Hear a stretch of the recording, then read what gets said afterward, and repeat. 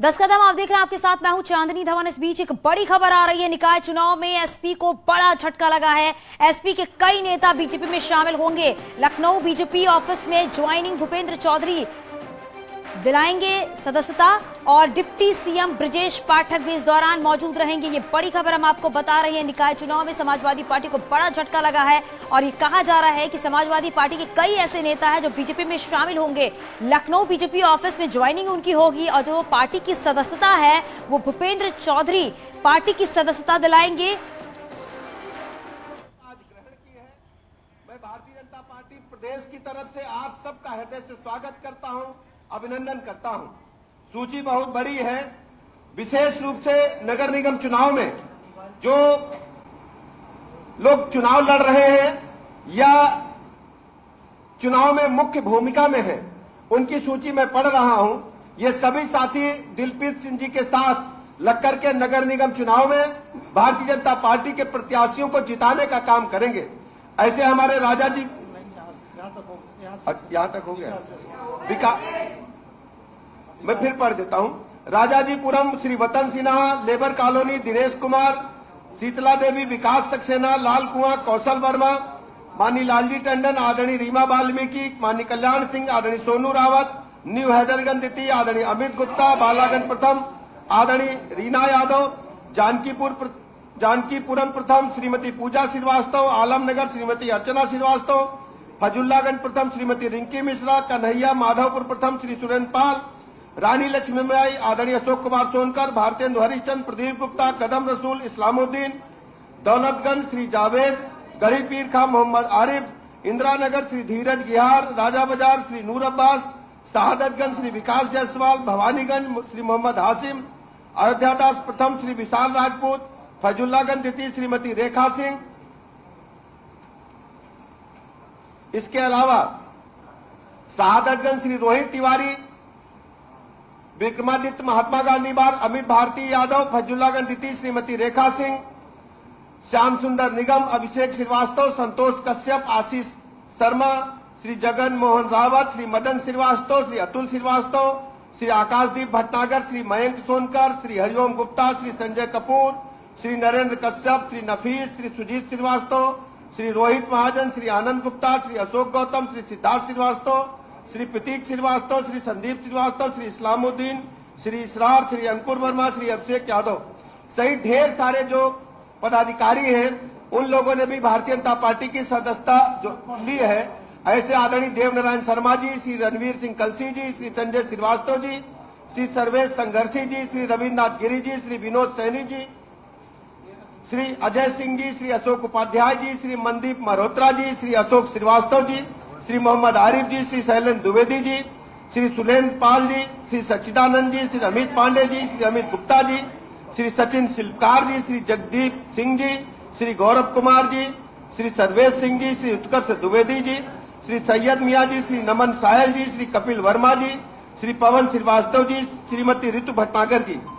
ये ढेर सारे जो संगठन के पदाधिकारी, उन लोगों ने भी भारतीय जनता पार्टी की सदस्यता ली है।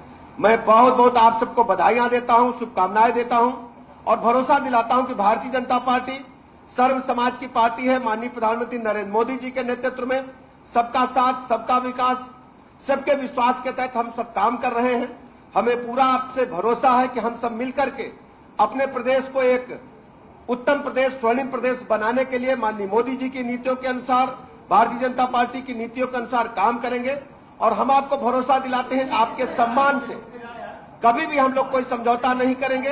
हर स्थिति में अपने सिख समाज के साथ हम लोग रहेंगे और आपसे हम उम्मीद करते हैं, जो सिख समाज के प्रमुख लोग आज यहाँ बैठे हैं, कि सब लोग लखनऊ नगर निगम के चुनाव में एक एक वोट भारतीय जनता पार्टी के प्रत्याशियों को, मेयर पर बहन सुषमा जी को और 110 वार्डों में लग करके भारतीय जनता पार्टी के एक एक प्रत्याशी को विजयी बनाने का काम करेंगे। भारतीय जनता पार्टी एक परिवार की तरह पार्टी है और हम परिवार के सदस्य की तरह आपका स्वागत करते हैं। हम दिलप्रीत जी का, उनकी पूरी टीम का बहुत बहुत अभिनंदन करते हैं। इसके अलावा विशेष रूप से हमारे पुराने मित्र तारा रावत जी जो पार्षद हैं और पलक रावत जी जो जिला पंचायत की सदस्य हैं, अपने दोनों साथियों का बहुत बहुत स्वागत करता हूं। रावत परिवार को भरोसा दिलाता हूं कि जिस ढंग से वो सामाजिक कार्यकर्ता हैं, बढ़ चढ़ करके सामाजिक कार्यों में हिस्सा लेते हैं।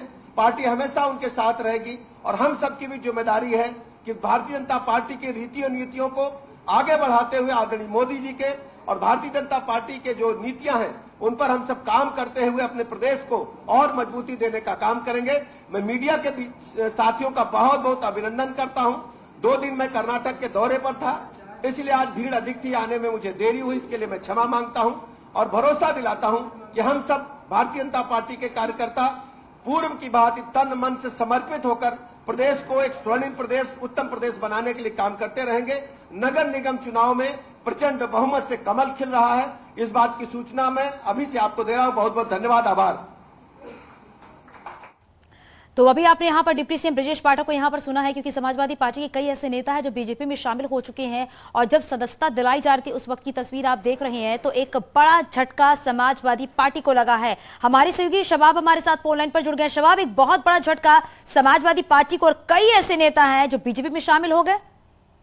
बिल्कुल, देखिए कई राजनीतिक पार्टियों के नेता हैं जिनमें कांग्रेस के भी नेता हैं, समाजवादी पार्टी के भी नेता हैं और तमाम दूसरी पार्टियों के नेता हैं।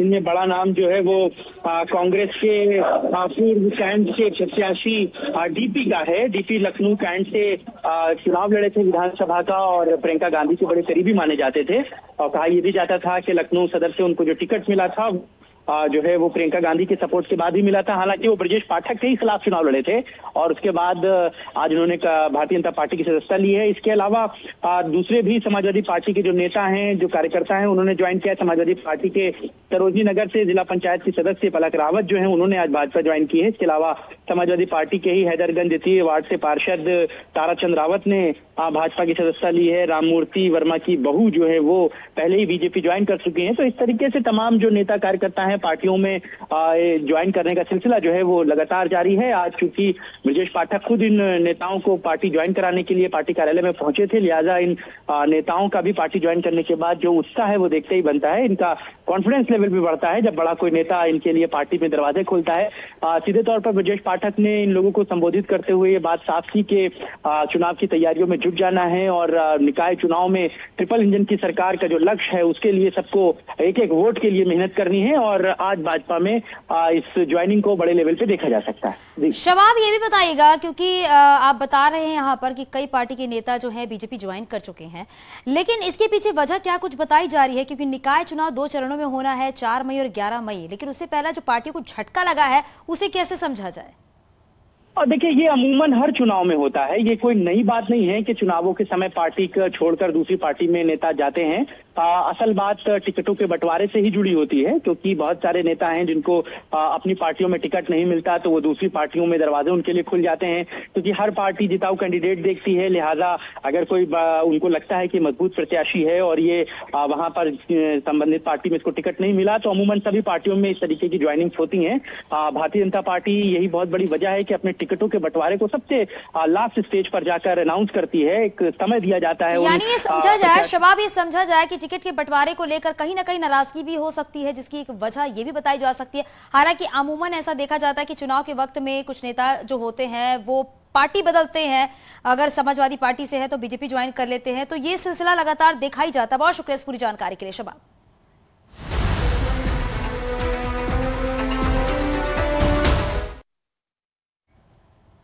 यूपी निकाय चुनाव के लिए सीएम योगी का तूफानी अभियान जारी है। खबर है कि सीएम योगी 13 दिनों में 65 जनसभाएं करेंगे। आज आगरा, मथुरा, फिरोजाबाद समेत 3 जिलों में रैली करेंगे और इसके बाद 28 अप्रैल को सीतापुर, लखीमपुर खीरी और बलरामपुर में निकाय चुनाव के लिए जनसभा भी करेंगे और 30 अप्रैल को एक बार फिर कर्नाटक विधानसभा चुनाव में जनसभा को संबोधित करेंगे। इसके बाद अगले दिन 1 मई को यूपी के मुरादाबाद, प्रतापगढ़, जौनपुर, वाराणसी में सभाएं करेंगे। यूपी निकाय चुनाव में बीजेपी कमेटी ने सीएम योगी की 150 जनसभाओं की मांग की है।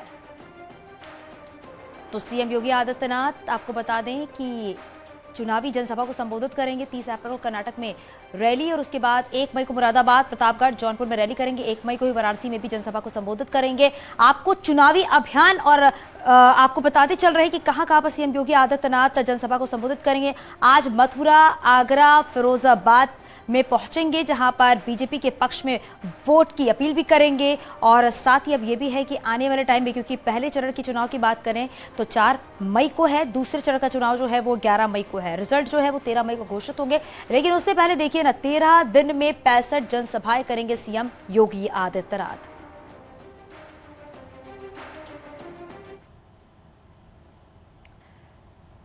बीएसपी सुप्रीमो मायावती ने ट्वीट किया है। उन्होंने ट्वीट के जरिए निकाय चुनाव को लेकर बीजेपी पर सियासी हमला किया है।